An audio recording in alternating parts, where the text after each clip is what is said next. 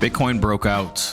ETF inflows are massive. Ethereum is flying. And meme coins, they're coiling hard. This is what a real rotation looks like, and it's just getting started.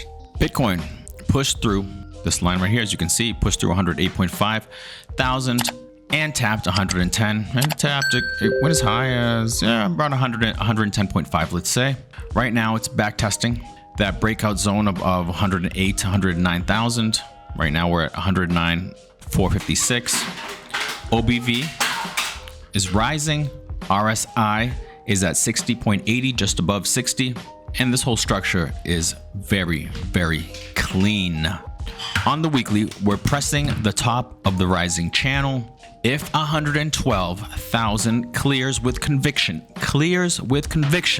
we open it up for 115, 120,000 up here. Pretty cool, guys. Pretty cool. And this is interesting too.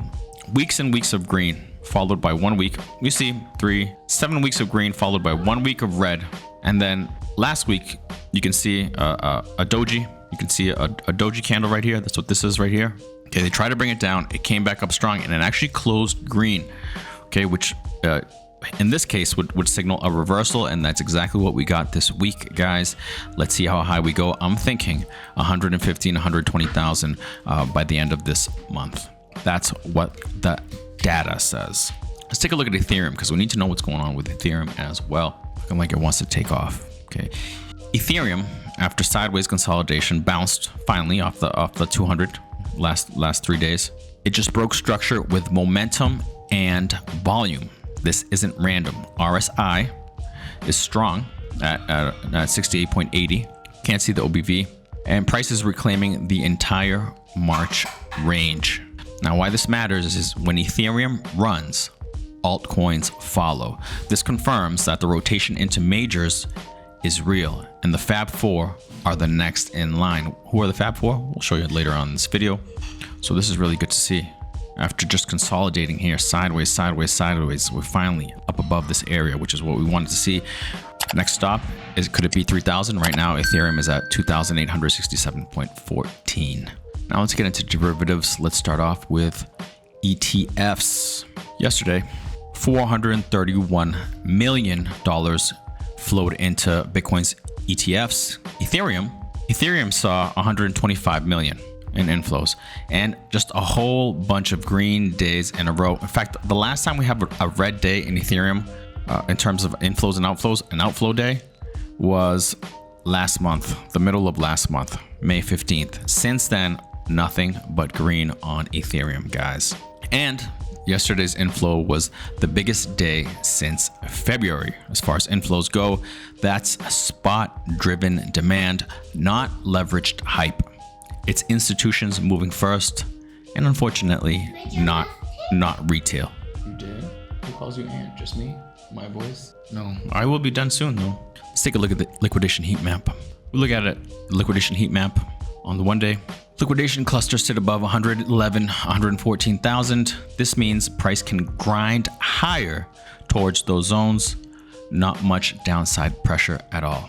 We do see some pockets forming here, but things are looking bullish, guys. Things are looking bullish. What does max pain tell us? Max pain is 109,000. Right now, we're sitting right there. That's where market makers like to trap both sides. We need to clear it with volume to break out clean. Gamma exposure. What does this say? 112 to 115,000 has heavy gamma. Once price breaks that zone, dealers are forced to hedge. That could create a gamma squeeze, which would mean $120,000 fast. Option skew and smile chart. Take a look. Basically, what this is telling us: skew is flat. Smile shows high demand for $120,000 to $145,000 calls. This tells us traders are expecting a big move and they're positioning for upside. The IV and RV in term structure. The IV versus RV in term structure. Implied volatility is higher than realized. Term structure is upward sloping. This means the market expects continuation, not panic. And what do the futures tell us? The daily really quickly. All right. CBD is still negative. As you can see right here, that means retail is not chasing this move. OI, open interest, is flat, and funding essentially neutral. It's a little green, right? It's a little positive, but it's essentially neutral, 0.0050. All of this means no froth, no leverage buildup. This is pure spot demand at the moment. And volume, let's take a look at volume. Volume, this is the final confirmation, okay? $311 billion in 24-hour BTC futures, one of the biggest spikes since Q1 of this year. That's real participation, not drift. And let's take a look at what the macro is telling us. CPI came in today at plus 0.1% month over month, 3.3% year over year, which is slightly cooler. That's bullish for crypto. DXY is weak, 2-year, 10-year. They're stable. 2-year, 10-year bond yields, by the way, stable. VIX continues to drop at 16.61. And now we're hearing reports that the US and China are nearing a trade agreement. That's less tension, which means more appetite for assets like Bitcoin and Ethereum. So far, everything, guys, seems to be aligning. The stars seem to be aligning. Now let's take a look at others. The others index, altcoins excluding the majors, just broke structure. The 1-day flipped the 200 EMA finally, and we're up against the point of control right here at 267.35 billion. The 1 week, what's up, buddy? the 1 week formed a higher low and broke trend line.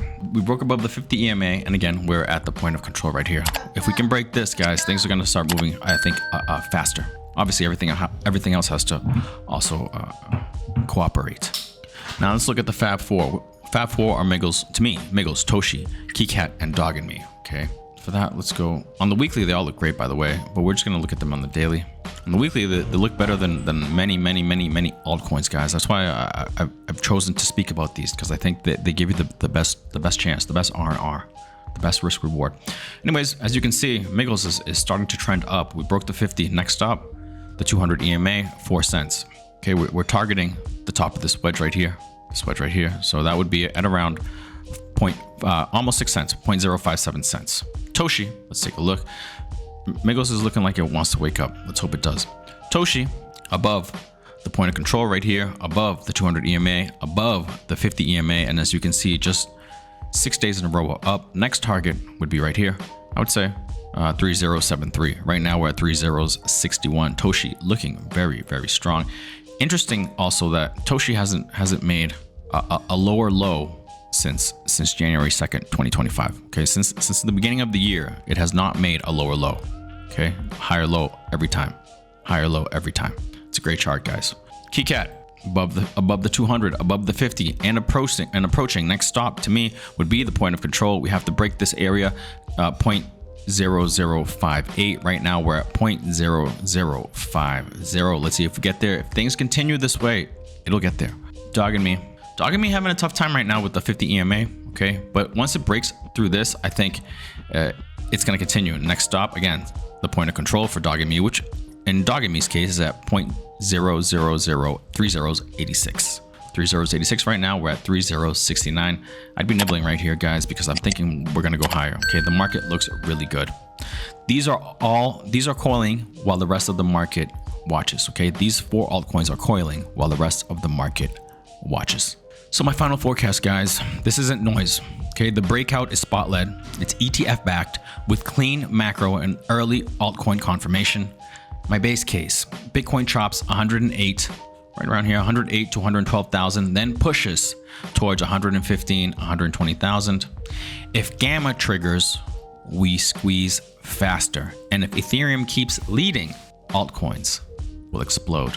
And Ethereum is looking pretty nice. So it's quite possible that altcoins could explode soon, guys. We called this breakout early. ETF flows, structure, all of it. Follow for daily alpha. And if you want this before it happens, DM me VIP and get in the group, the Telegram group. That said, I will see you guys in the next one, Friday. Have a good one. Peace.